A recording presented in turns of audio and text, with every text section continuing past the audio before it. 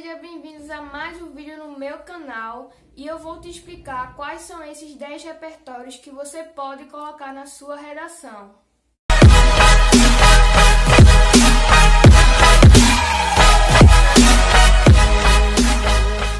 Antes de começar a explicar esses repertórios, eu só quero dizer que todos eles foram tirados do livro Quarto de Despejo, que foi escrito por Carolina Maria de Jesus, uma favelada e semi-analfabeta. E se caso você quiser saber como foi que ela conseguiu escrever esse livro, eu vou deixar a meta de 50 likes aqui nesse vídeo, e se bater, eu faço um vídeo explicando como foi que uma semi-analfabeta e favelada conseguiu escrever um livro. Mas vamos lá. O primeiro repertório é sobre desigualdade social. O livro em si, por ele ser escrito por uma favelada, ele vai abordar de forma mais intensa e frequente uma das grandes consequências da desigualdade social, que é a fome. A população da favela, que estava ali abaixo da linha de pobreza, teve que conviver com a fome. E Carolina, ela chega a ver cenas na cidade de supermercados e frigoríficos que chegavam a jogar alimentos estragados, porque eles preferiam deixar os alimentos se estragarem do que doar para os favelados. E ela chega a fazer uma comparação muito pesada no livro, quando ela diz que o imperador César, ele perseguia os cristãos, e se caso os cristãos eles quisessem viver, era apenas renunciar à fé. Só que no tempo presente, esse César é justamente os atacadistas. Só que os favelados, eles não podem deixar de comer, porque isso já é algo bastante frequente na vida deles. E por questão de ruindade e egoísmo, esses atacadistas acabam jogando os alimentos ao invés de doarem. E essa questão da desigualdade social que eu acabei de explicar, você pode até fazer mesmo uma referência com uma das teorias da globalização escritas pelo grande geógrafo Milton Santos, quando ele abordou uma teoria sobre a globalização e dividiu em 3. E eu quero apenas destacar 2 para vocês. A globalização perversa, que é aquela que aborda a realidade. Ou seja, o livro de Carolina, ela aborda de fato a globalização perversa, porque é ali que está a realidade de uma pessoa pobre que realmente chega a passar fome. E a outra teoria é sobre uma outra globalização, que é justamente aquela que a gente sonha em ter uma realidade assim totalmente diferente, em ter um país mais justo, um país mais igualitário. E um dos sonhos de Carolina era justamente publicar os seus livros, e quando eles fizessem sucesso, que eles pudessem tirar ela daquele lugar. E esse era o grande sonho dela no livro. Mas vamos lá. O segundo repertório é sobre a violência contra a mulher. Carolina sempre narrava fatos de brigas na comunidade. E isso porque também a fome, ela consegue alterar o sistema emocional da pessoa. Claro que a fome também não era o único motivo de tantas brigas assim. O uso do álcool excessivo, que eu também vou explicar mais à frente, era um dos grandes motivos. Mas Carolina sempre narrava fatos de briga ali na comunidade. E uma questão de violência que sempre está presente na sociedade e também estava muito presente no livro de Carolina era a violência contra a mulher. Muitas delas aconteciam por motivos bestas, como por exemplo uma mulher que deixou de forma não intencional o relógio do seu esposo cair no chão. Isso foi o motivo para que ela pagasse com a violência de forma tão cruel. E o terceiro repertório, deixa eu olhar aqui. O terceiro repertório é sobre automedicação. Carolina, por ela ser o único meio de renda da sua casa, ela não se permitia ficar assim, descansando em casa. E principalmente quando ela adoecia, era um motivo de grande preocupação. Porque se ela deixasse apenas de trabalhar um dia, ela ficava muito tempo sem comer. E isso já era uma realidade na vida dela. E ela já sabia a dor que era de sentir a fome. Então ela sempre se automedicava e também medicava os seus filhos. E uma das grandes consequências que Carolina chegou a ter em relação a essa automedicação foi quando a filha mais nova dela, Vera, chegou a ficar doente e ela simplesmente medicou a filha dela. e por esse motivo a filha dela teve uma reação ao remédio e chegou a piorar. E Carolina ficou muito preocupada porque ela não tinha dinheiro para pagar um médico e examinar a filha dela. Então isso é uma das grandes consequências de quem se automedica. Às vezes pode ter uma reação em relação ao remédio e não sabe e acaba morrendo.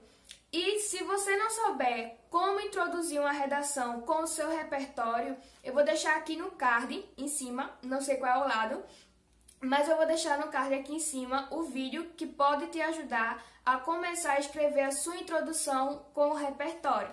Mas vamos lá. O quarto repertório é sobre depressão e suicídio.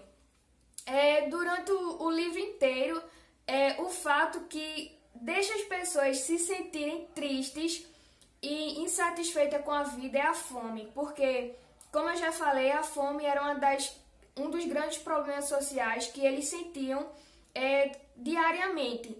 E pelo fato deles acordarem e começarem a enxergar o lugar em que eles estavam vivendo, a fome que eles sentiam direto, isso gerava dentro deles uma tristeza profunda e uma insatisfação em relação à vida deles. Essa tristeza gerenciava a depressão e, por consequência, o sentimento de querer se suicidar, que também esteve bastante presente na vida de Carolina. Muitas vezes ela acordava com o desejo de se suicidar e acabar com todo aquele sofrimento. Uma das vezes ela chegou até a dizer que ia chamar os próprios filhos para também se suicidar com ela. Porém, a diferença é que Carolina nunca cometeu esse ato porque ela acreditava muito que os seus livros poderiam tirar ela daquela realidade. E, infelizmente, isso não aconteceu com o seu Tomás. Ele chegou a se suicidar também pelo mesmo motivo, porque não aguentava tanto sofrimento em relação à fome. E o quinto repertório é sobre a falta de empatia. Eu não sei se falei no vídeo, mas os meios de fonte de renda de Carolina eram os papéis e os ferros, ou seja, diariamente Carolina catava papel e ferro para conseguir dinheiro e comida para sua família.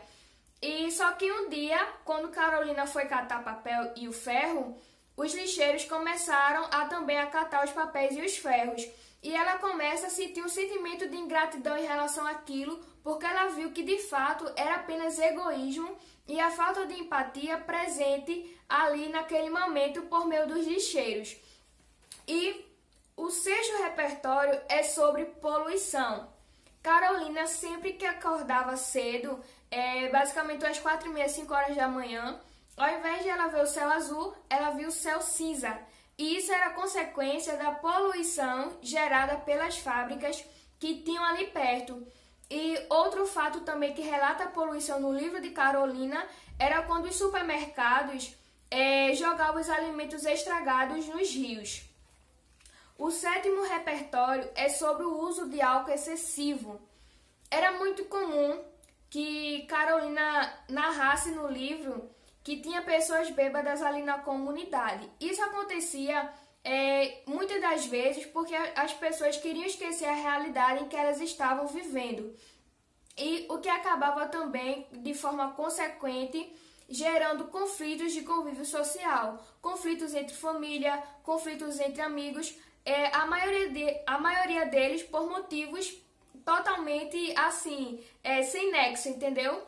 E muitos pais chegavam a beber perto dos seus filhos e isso desencadeava um desejo nos próprios filhos também de querer experimentar a bebida. E é aí que está o oitavo repertório, que é o uso excessivo de álcool na infância. Carolina, ela tem um momento que ela se mostra totalmente insatisfeita quando ela escuta uma das crianças falarem que na escola chegou alguns meninos bêbados. E isso também, em alguns momentos anteriores, em um dos trechos do livro, Carolina fala que ao passar por uma criança que estava com a garrafa de bebida alcoólica na mão, ela estava com um cheiro muito forte de bebida. Ou seja, os pais mandavam as próprias crianças irem comprar as bebidas alcoólicas e quando elas compravam, elas mesmas já experimentavam a bebida. Então isso já desencadeava um uso excessivo de álcool na infância por eles. E o nono repertório repertório é sobre a adoção. No livro tem uma personagem chamada Laura e ela tinha um sonho muito grande de ter um filho. Só que na maternidade o filho dela nasceu morto. Isso é claro que ela ficou muito triste e ao ver que uma mulher do lado dela na maternidade estava chorando, ela começou a ficar curiosa, porque aquela mulher que estava do lado dela, o filho dela tinha nascido e estava com a saúde perfeita. E ela começou a perguntar o motivo daquela mulher estar chorando. E a moça respondeu que ela tinha vindo do norte e estava em São Paulo. E no caso ela era virgem, só que ela conheceu um rapaz e se relacionou com ele. E ao engravidar, o rapaz não quis mais assumir ela. E pelo fato dela querer voltar para perto da família, ela não queria simplesmente voltar já com a criança. E ao ver que Laura tinha perdido o filho, ela simplesmente oferece o seu bebê para Laura. E é aí que ocorre o primeiro ato de doação no livro de Carolina, né? Quando Laura ela adota a criança daquela mulher. E o 10º e último repertório é sobre estereótipo. Para quem não sabe, estereótipo é o nome dado para as pessoas que definem o próximo apenas pela aparência, pela condição financeira, pelo conhecimento que aquela pessoa tem. Ou seja, é apenas uma projeção rasa que a gente tem em relação ao próximo.